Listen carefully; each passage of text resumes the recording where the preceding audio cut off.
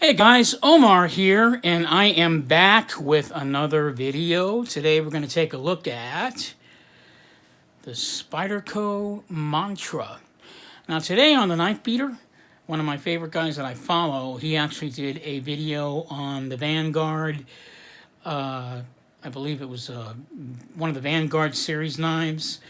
So I'm going to go ahead and do a video on the Spyderco Mantra, which is actually the opposite of the video that he did. He talked about a knife that had fantastic action.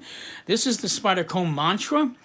This knife was one of those experimental knives. The action on this knife, the Spyderco Mantra, is not that fantastic. And that's what this video is about. I wanted to talk about what is going on with this knife and why some people like it, why others don't like it, and why people actually maybe put up with the knife. And I'm not even so sure that putting up with is the correct word, because I don't want to detract people from buying it, because it's still a great, fantastic folder. It's just that the action has something left to be desired. Now, this knife was one of those experimental knives where they decided to change up the ball bearing system on the knife. As you can see, the pivot on this knife is very, very tiny. You can see how small the pivot is on that. Okay. Now, what they've done with this knife that makes the action not so fantastic, and I'm going to show you what I'm talking about right now. It's got a flipper on the knife. So if you flip this knife, the fact that they put a flipper on the knife, that should have been the main means of deployment, but instead they relied on the concept of people being able to use the Spyderco hole to flip their knife. And that, I think, was one of the things that they did that they actually failed on. If you put a flipper on a knife, the flipper should be the main reason or the main means of deployment for a piece, not the Spyderco hole. So basically what they did with this knife, as opposed to other knives, is the pivot on the knife is very small. It's a ball bearing system knife. But the problem is the ball bearings in this knife are incredibly tiny. And the result is what you get is a very good washer feeling knife. How about that? It feels like it's a knife that deploys like a washer knife, even though in reality it's a ball bearing knife. The problem with that is the action has something left to be desired. It doesn't flow quite as smoothly as you would like it. And when you're using the flipper, if you don't flip it or press it exactly at the right point, then you're not going to get the action that you're looking for. So if I were to press this at the center point here on the flipper, right there, right at the tip of it, and I just press down on it, you get the good action. But if you press it any other way, you get that.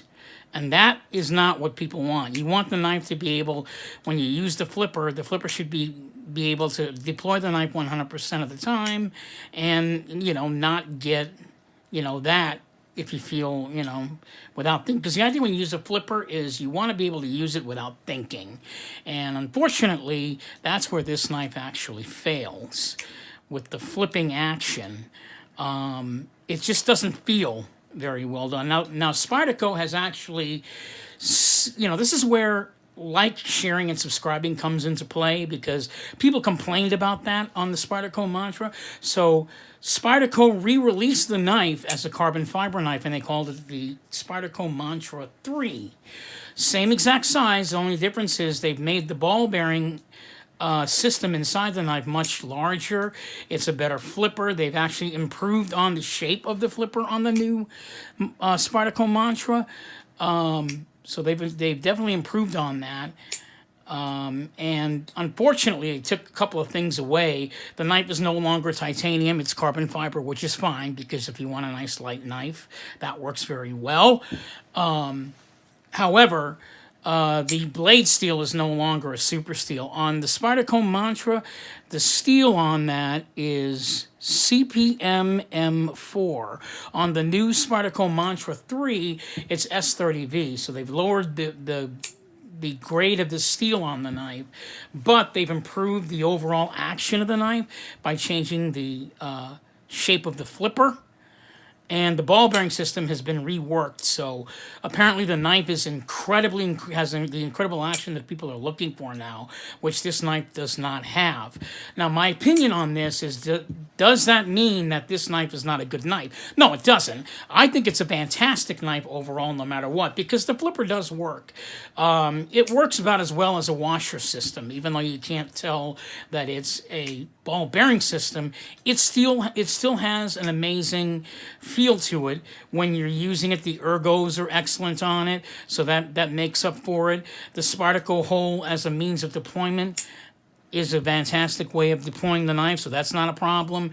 It's a frame lock. Everybody loves frame locks on the knife. It's got the fantastic wire clip that everybody likes, that deep pocket wire clip. So there are many things to make up for the deployment system going a little sour on this knife.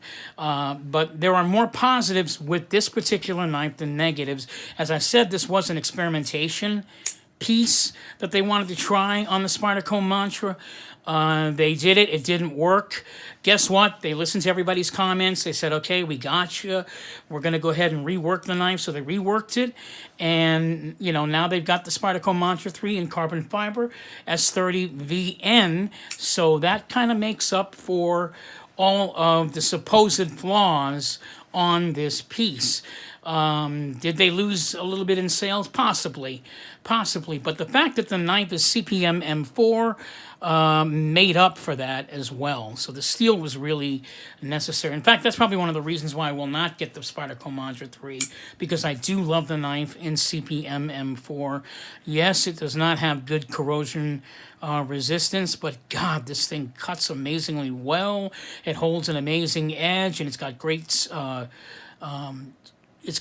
edge retention on it for overall. So having the Spyderco Mantra 1, I think I can live with the fact that the ball bearing system isn't as fantastic as I would like it to be, and the flipper, unfortunately, isn't shaped correctly for flipping.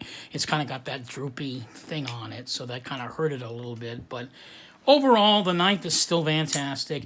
I would definitely suggest that if you are looking for a knife with a super steel on it, that's easy to carry, small in the pocket, I think you're going to find this knife to be a real winner. Again, that is the Spyderco Mantra 3, or Spyderco Mantra 1, sorry.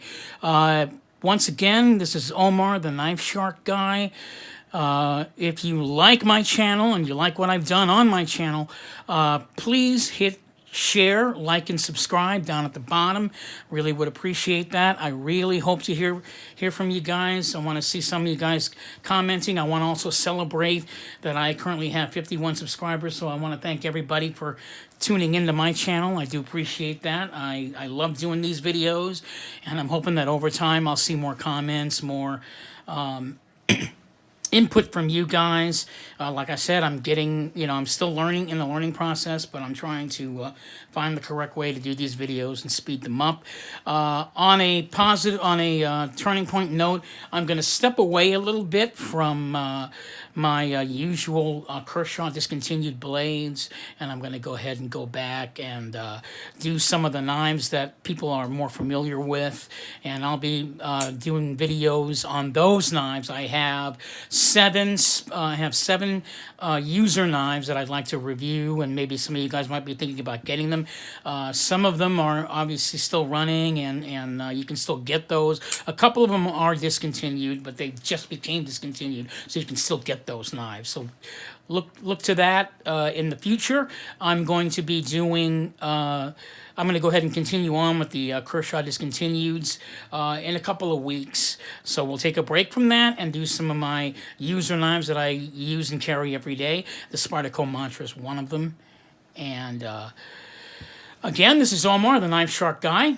And I'm hoping that you're going to be happy with your next purchase of Sharp Art. So again, this is Omar, the Knife Shark Guy, signing off, and happy knife hunting, everybody. Have a nice day.